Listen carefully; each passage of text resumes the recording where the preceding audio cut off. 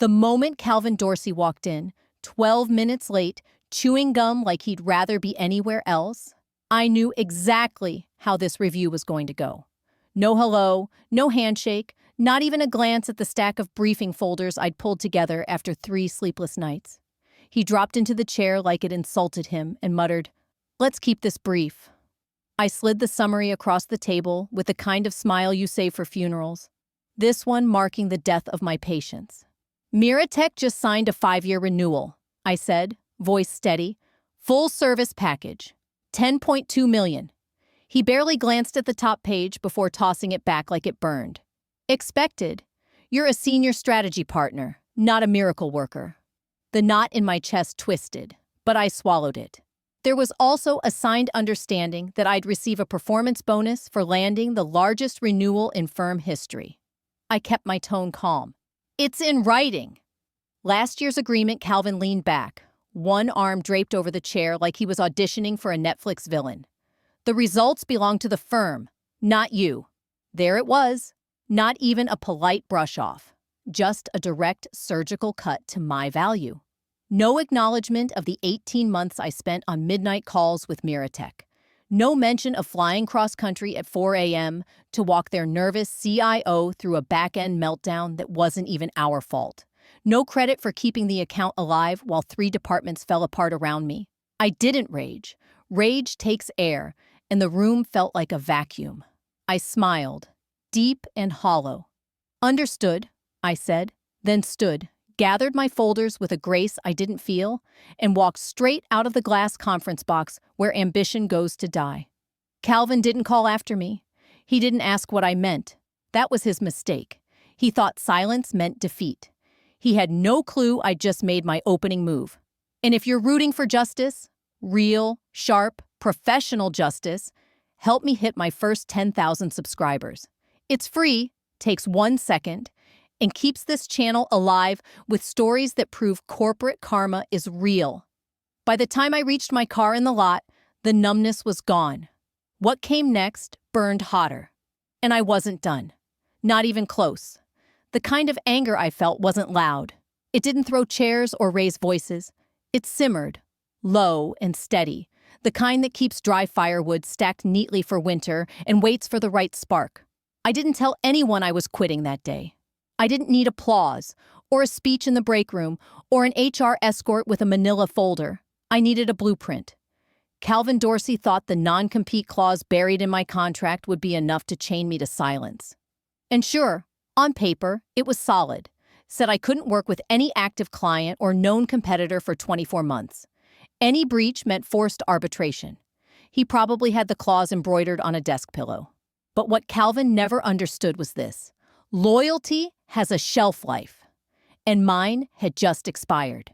That night, I opened a blank Word document titled Exit Strategy. No branding, no fluff. Just bullet points, black coffee, and vengeance simmering in the margins. The next morning, at 7:12 a.m., I sent my resignation by email. 1 sentence. Effective immediately. Calvin didn't reply. Not until 2:39 p.m., when his assistant forwarded a smug little note attaching a PDF of the contract and a line that said, "We trust you will honor your contractual obligations." That's corporate speak, for we own you now. I stared at it for a minute, then quietly deleted the email. "Not for long," I whispered. No phone call, no HR debrief, just 5 clipped words from Calvin himself. Acknowledged, per clause, 17B attached. Clause 17B, the leash, the cage. I clicked the PDF, already knowing the words by heart.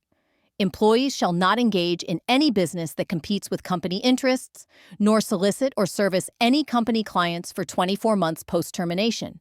He even bolded that part like it was scripture. What he didn't bold was the footnote buried 3 pages down. That detail was for later. For now, I needed to make my exit look serene. Like I was headed to Oregon for a juice cleanse and soul-searching. At 9 a.m. sharp, I walked into the San Diego office with a smile stapled to my face. Conversations died mid-sentence. Keyboards clattered nervously. Karen from legal looked like she'd seen a ghost. And Ben, sweet, naive Ben, whispered, Are you sure about this? I passed him a sealed envelope. Tell Calvin I said good luck. The transition file was flawless. On the surface. Clean timelines, clear deliverables. But I'd built it like a magician's deck. Perfect on top, and nothing but illusions underneath. Points of contact, timelines, everything a half-awake executive team in Bay West Strategy Group would need to keep MiraTech afloat. On paper. But the packet I left behind? It was also a masterclass in omission.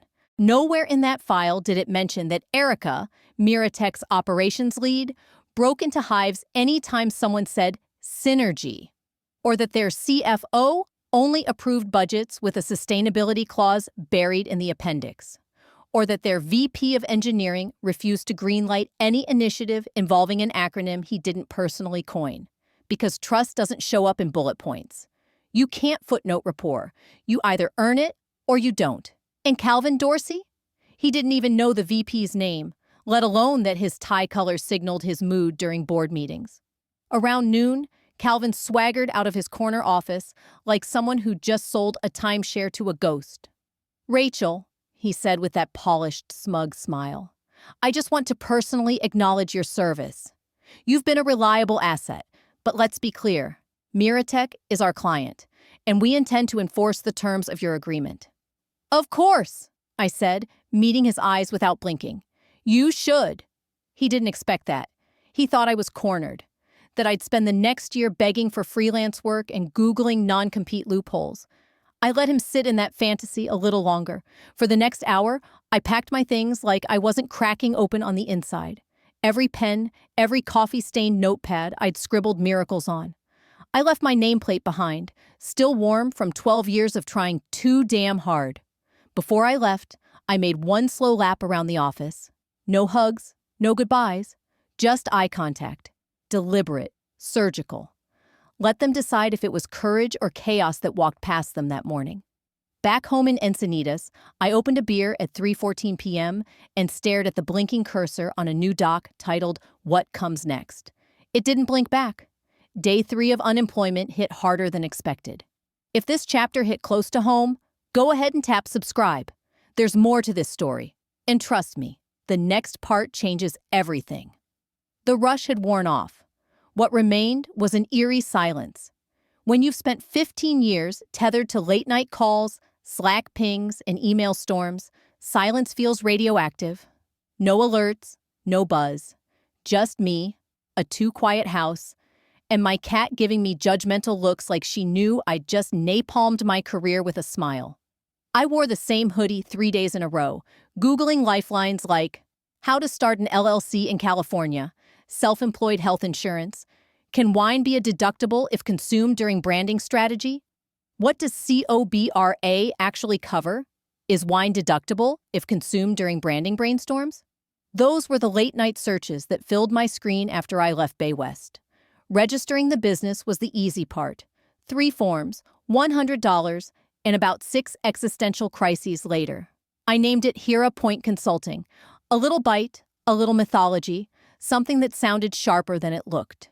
Then I realized I needed a website, a logo, and an actual service offering. I cobbled together a site using an ancient Squarespace template that looked like it had been designed for a part-time life coach who also sold herbal supplements. Still, it loaded. It had a contact form. That was progress. Then came the real fun. Spreadsheets. I stared down my finances like they were an ex who owed me an apology. Severance? Barely enough for a month. Savings? Stable, but not built for the long war. Rent, groceries, internet, insurance. I color-coded every expense in a financial sheet until the red cells bled into each other like a watercolor of dread. By week 2, I'd reached the maybe stage of career grief.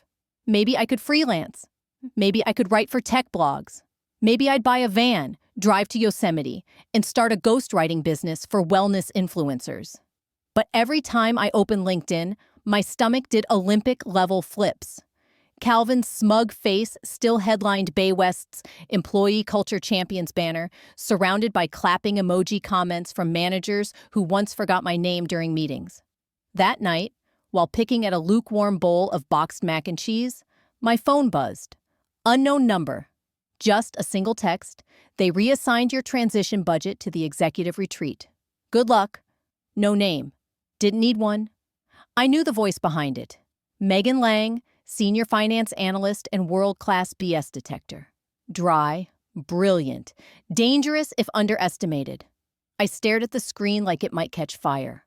That onboarding budget I'd spent 4 months designing for MiraTech, forecasts, phased ramp-ups, risk planning, it had been trashed so the C-suite could sip overpriced mojitos at some resort and brainstorm future-focused alignment.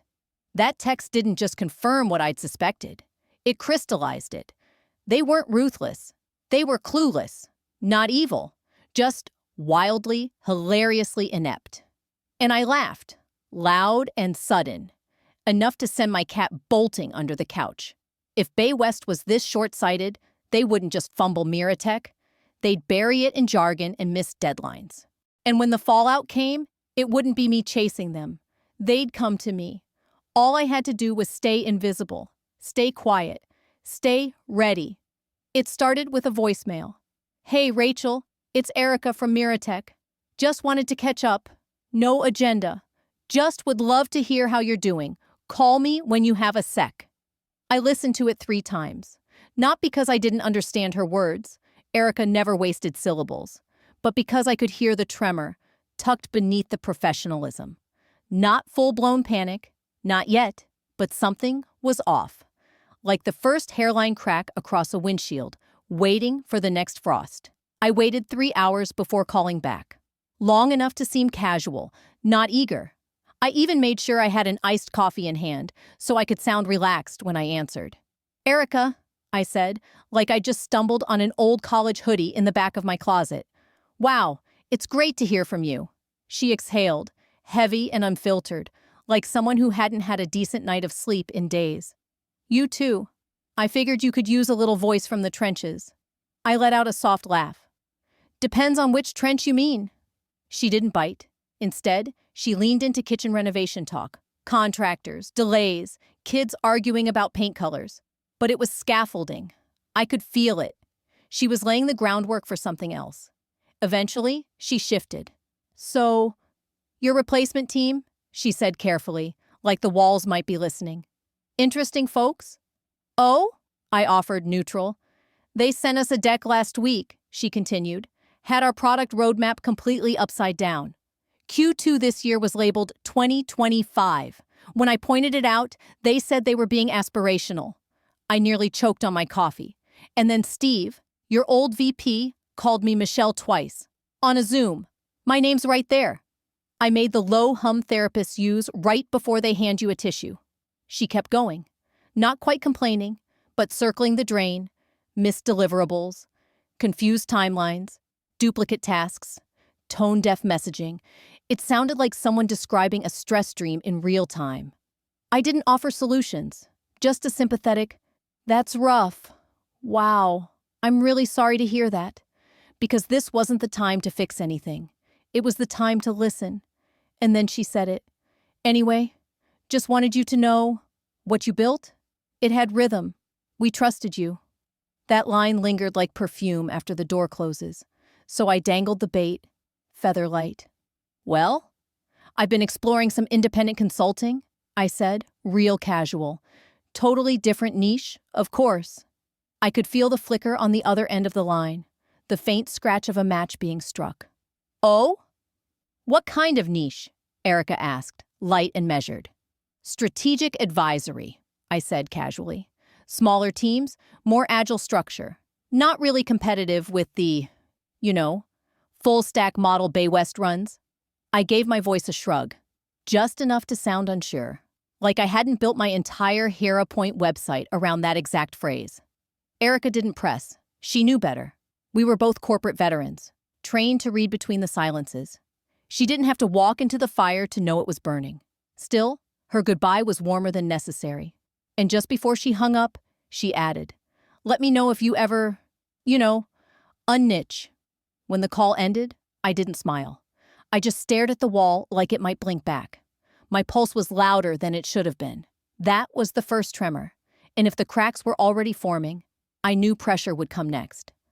Jill Carr's office was the kind of space you enter when you're ready to ruin someone, legally, surgically.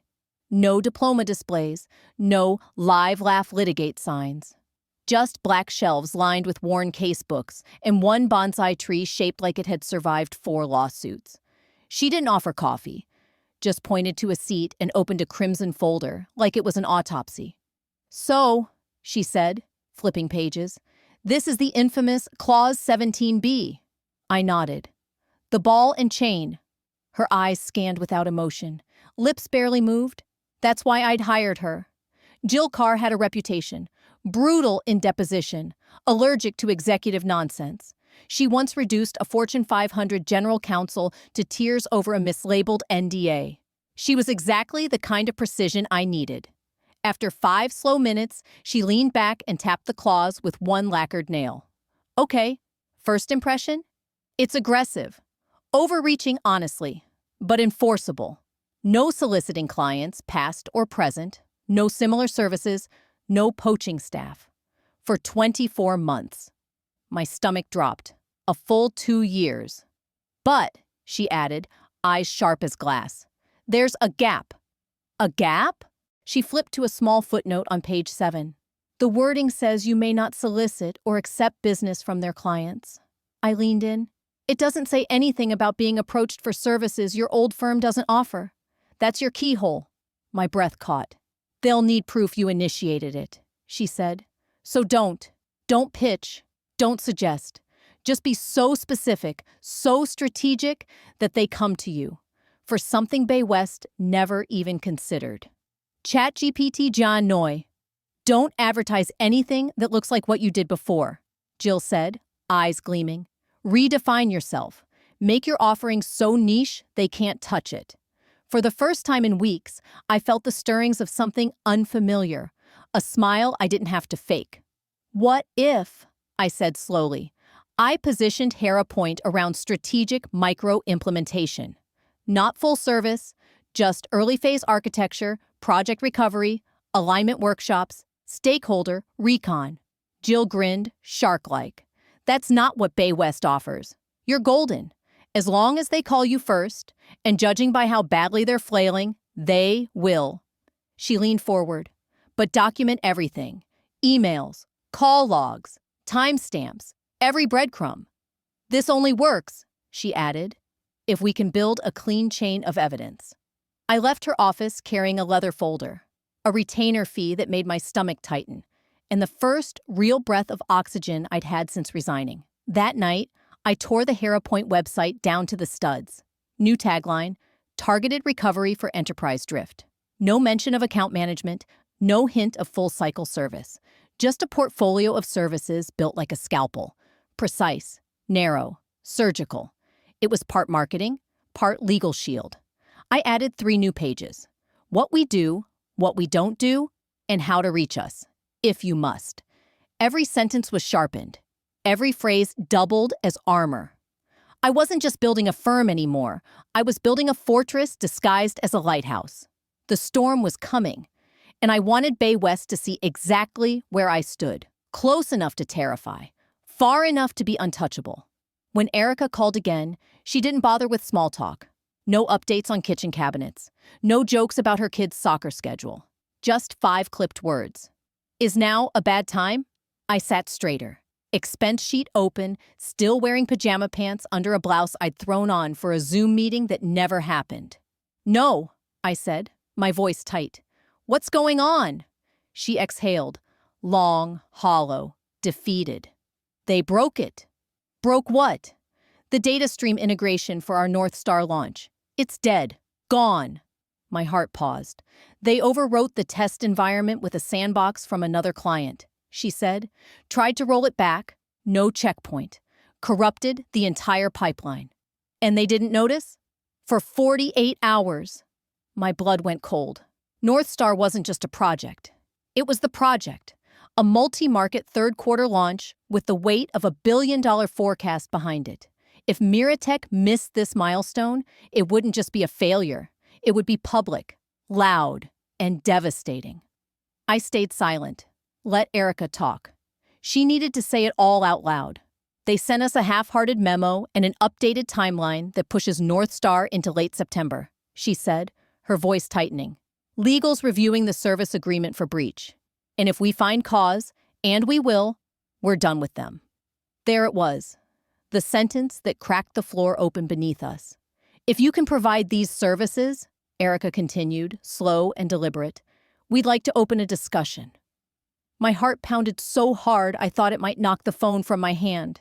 I forced myself to breathe. This was it, the shift. And it had to be handled like a bomb. Steady hands, no sudden moves. Erica, I said carefully, MiraTech is extremely niche. We don't offer managed services. We don't replace full-cycle vendors. I'm not asking for replacement, she snapped. I'm asking for a solution. We need the planning, stakeholder alignment, systems triage. You don't have to run ops. We'll handle that. We just need direction before the board meets next Friday. I stayed quiet, just long enough to measure everything. I'm not playing games, Rachel. We have budget, we have authority, and we have a disaster. I could hear it, underneath her control. She wasn't just offering me a lifeline.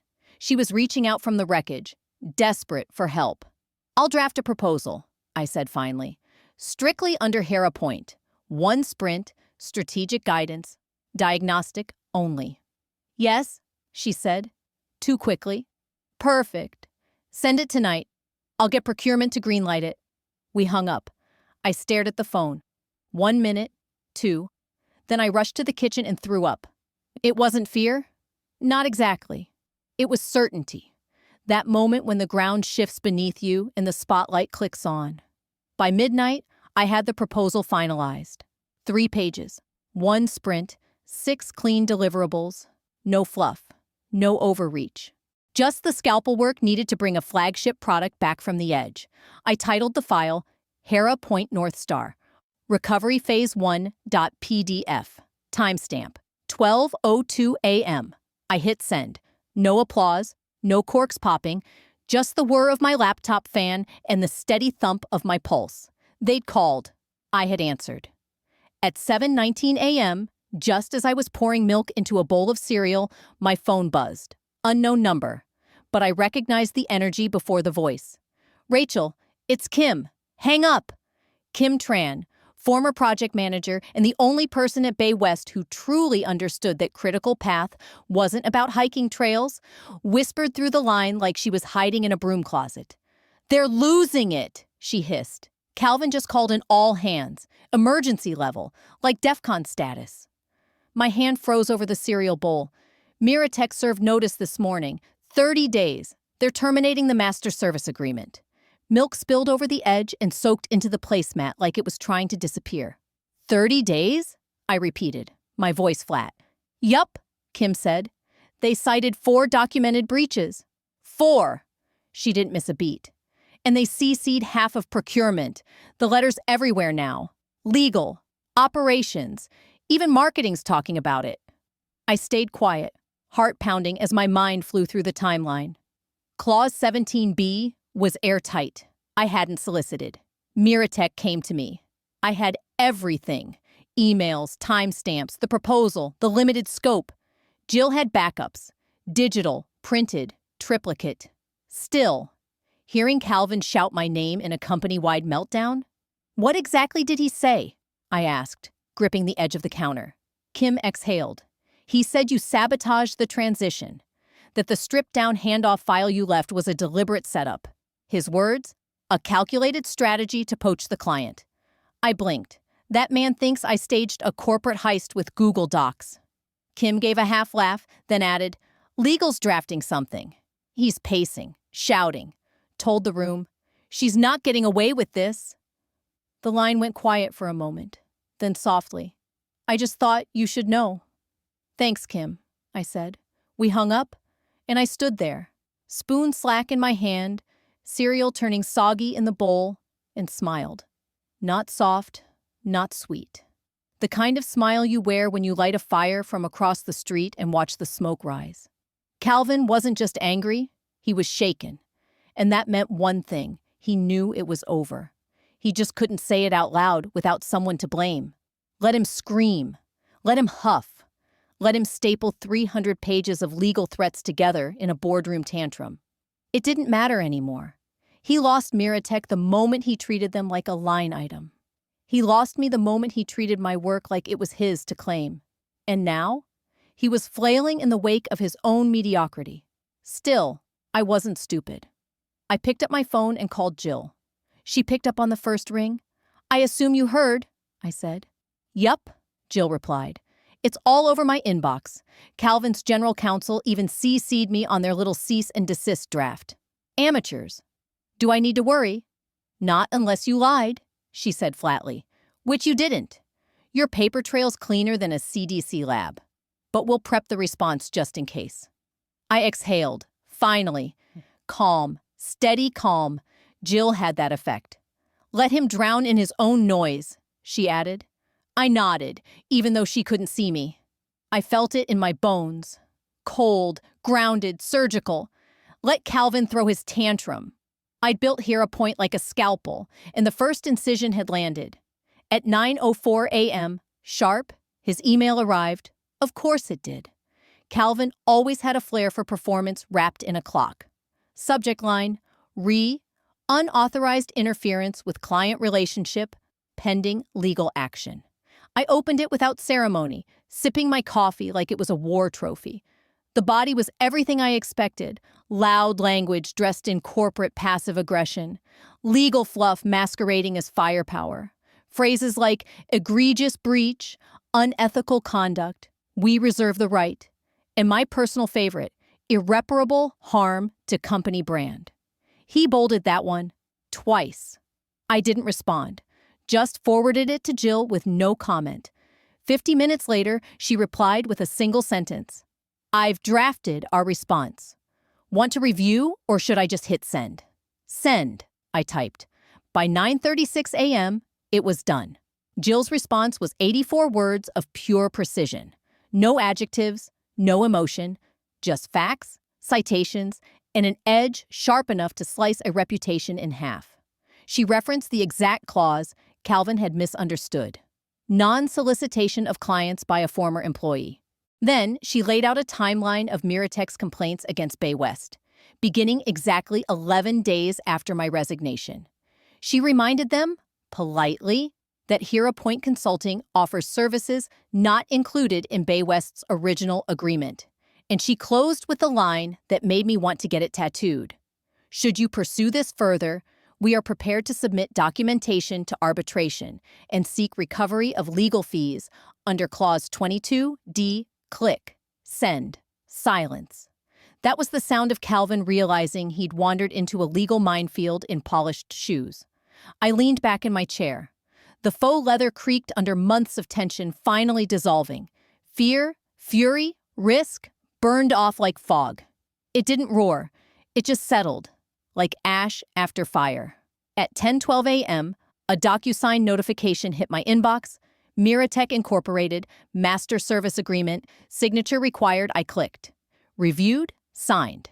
$10 million. The number didn't even feel real, not because of the money, though 10 million is nothing to shrug at, but because of what it meant. Validation. Not a bonus. Not a plaque in the break room. Not another performative nod from a C-suite narcissist who couldn't name half his direct reports. This was proof. Tangible, wire-transferred proof that the work, the relationships, the insight, that value, had always been mine. I wasn't just a cog in Bay West's machine. I was the engine. And now they could all choke on the smoke. The final invoice went out that afternoon. Jill reviewed every syllable like she was prepping for cross-examination. It was perfect. MiraTech wired the first installment within 48 hours. Calvin never replied. Not to the legal rebuttal, not to the news that MiraTech had terminated the master agreement, not even to my LinkedIn post a week later. Short, composed, and calculated. HeroPoint Consulting is proud to announce a new strategic partnership with MiraTech, focused on precision, trust, and adaptive recovery. More soon. It got 917 likes and 2 unsolicited job offers. But I didn't post it for clout. I posted it for the silence. That night, I sat on the back porch of my Encinitas rental with a glass of Pinot Noir. No music, no buzzing Slack messages, no late-night dashboards needing review. Just me, a breeze off the coast, and the soft click of my cat curling up beside me like she finally approved of my choices. I opened the signed contract again. Not for the terms, not for the timeline, but for the signature. There it was, Erica's name, MiraTech's seal, my own initials in the lower corner, like an artist signing the painting no one believed she could finish. And then I smiled. Not a soft smile, a sharp, teeth-bared, I told you so kind of smile. They had taken me for a background player. Disposable, replaceable. But I didn't just walk away. I rebuilt, I reclaimed, I rewrote the rules. They tried to demote a strategist and wound up fueling a revolution. If you're still with me, thank you. I didn't tell this story for applause. I told it because too many people like us have sat in rooms where our voices were dismissed, our work minimized, and our loyalty taken for granted. If something in my story resonated with you, leave a comment below. Tell me where you're at. Tell me what you've been through. I read everyone, and I promise, this space is for you too. Support helps more than you know. A like, a share, or even subscribing to this channel tells the algorithm, hey, these stories matter. But more than that, it tells me that you're out there. That maybe, just maybe, I'm not the only one who's walked out of a glass conference room with their dignity barely intact and a plan hidden under their coat. And if you're still stuck in your own version of Bay West, if you're sitting quietly while someone else takes the credit for what you built, here's my advice. Start keeping receipts. Document everything. Not out of spite, but out of strategy. You don't need rage, you need clarity. Because the day will come when you'll need to draw that line in the sand, and when it does, I want you to be ready. Remember, you are not a cog. You are the engine. And sometimes, the quietest exit is the one that hits hardest. So comment below, cheer for the win, share your own, and let's keep building a community where we don't just survive bad leadership. We outlast it, outthink it, and walk away better than we were before. See you in the next story. Let's keep making the powerful uncomfortable.